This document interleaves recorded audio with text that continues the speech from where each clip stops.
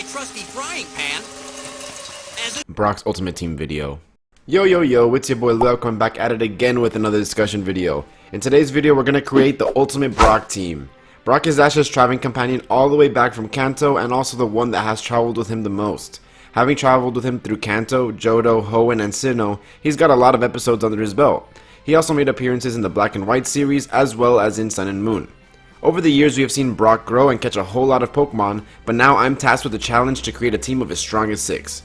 Before we get started on that, I want to give a huge shout out to Gooey, as he is the inspiration for this video, with him making Ash and Go's Ultimate Teams respectively. So if you want to check those out, go ahead and click on the link down below and check out his channel. As for Brock's team, I will also make a squad of 6 by using anime logic and not game logic. This means that Pokemon that are not necessarily strong in the games can still be strong due to anime logic, and I also will be focusing on making a diverse team type-wise. With all that out of the way, let's get started on all the Pokemon Brock has caught over the years and explain the brief history as well as moves and battle records. Brock Steelix is probably the Pokemon he's best known for, and we knew it as an Onix all the way back in the original series. Brock received Onix from his father Flynn on his 10th birthday and has been a trusty battler on his side ever since. They kind of did him dirty by having him evolve off-screen under the ownership of Brock's brother Forrest. After returning in the Sun and Moon series, he is shown to have a good bond with his trainer and can now Mega Evolve into Mega Steelix. His then defeat of Kiawe's Turtonator was all the impressive, and just continues the continuity of it being one of Brock's strongest Pokemon. His wide variety of moves that he can use is another huge asset that he can bring to Brock's arsenal. Next we have Geodude, the second Pokemon that we saw Brock use in the original series. Geodude beat up Ash's Pidgeotto before getting obliterated by a Thunderbolt by Pikachu. Since then, he has proved to be a trusty ally on Brock's side, traveling with him all the way until before the Hoenn region, where he was left alongside most of his other Pokemon under Forest's care.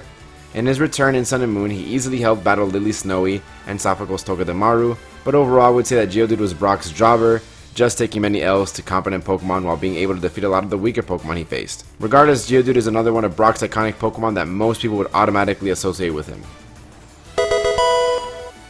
Crobat was the first Pokemon that we saw Brock catch on screen. Well, we didn't see him catch it, but you know what I mean. He spent a lot of his time on screen just being more of an aerial support Pokemon. His battle record as Zubat was pretty measly, but after evolution he was pretty decent. However, Crobat's moveset is something that's actually pretty trubbish, to say the least. Next we have the Boom Boy, the Fortress. Fortress was the only Pokemon that Brock had brought with him to the Hoenn region while leaving the rest of his team back home. Fortress was the only Pokemon that Brock caught in the Johto region and has a perfect support and utility Pokemon moveset. Brock didn't use him much in battle, however. In fact, he's only been in 3 battles throughout the entirety of the series. But hey, he did win 2 of them.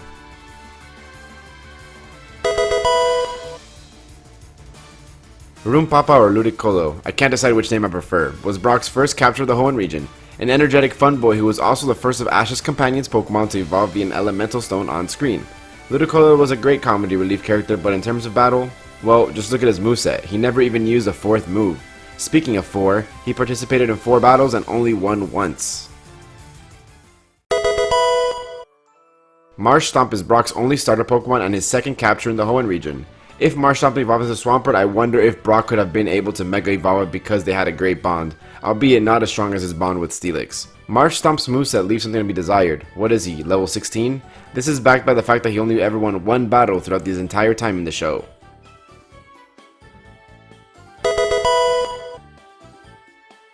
Sudowoodo was Brock's only capture in the Battle Frontier arc of Pokemon Advanced Generations as a Bonsly. After his evolution to Sudowoodo, he became one of Brock's most trusted and dependable battling Pokemon with the Heart of Gold. His ability of Rocket is also very useful, and comboed with the moves that he has makes for an excellent pair.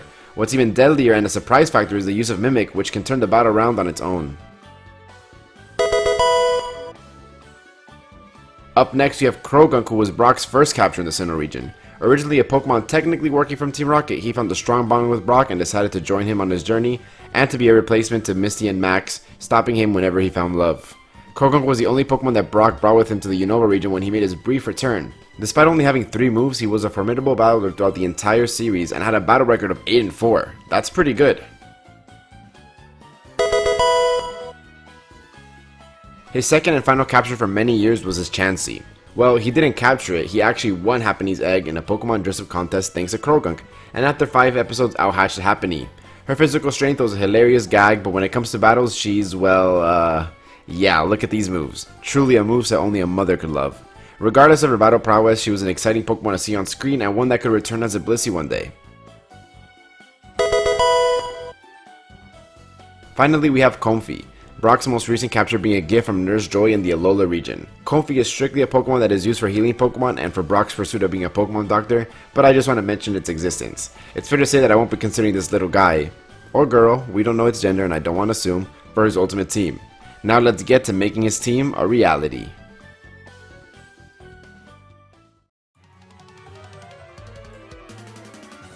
Brock's ultimate team is both easy and difficult to choose from. During his time in the anime, excluding Vulpix, he has accumulated a total of 10 Pokemon, one of them being Comfey, and I'm sorry to say, but he's the first Pokemon to get cut because, well, it's Comfey. The first Pokemon to make his team is Steelix. We also saw the thumbnail and we saw this coming, but no, seriously, he's Brock's best Pokemon battle-wise, and I think it's fair to bring him on the team.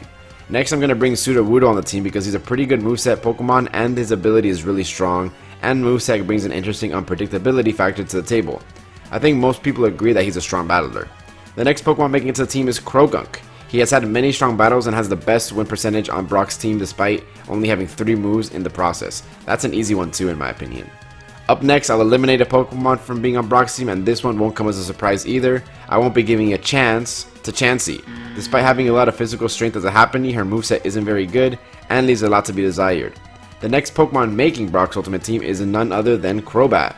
Crobat has been a trusty battler on his side ever since he evolved into Crobat, and I think it fits pretty well in his team. I think a lot of people wouldn't argue there. So we have 4 Pokemon left, let's see who makes the final team. I'll just give 2 choices at one time this time.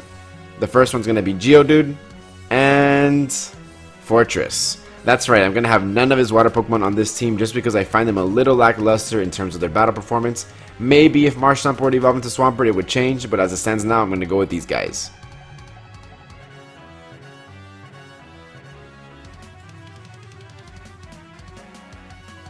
So that's my ultimate team for Brock. I took a little look at their battle history as well as their movesets and tried to make the best team possible. But honestly, one can pick Marshtomp or Ludicolo and that would probably be fine too.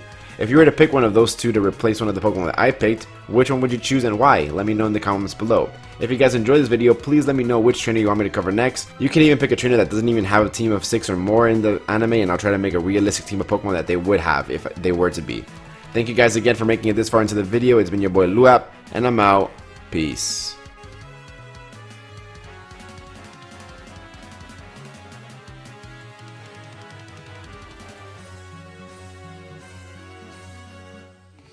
Oh no, it's raining!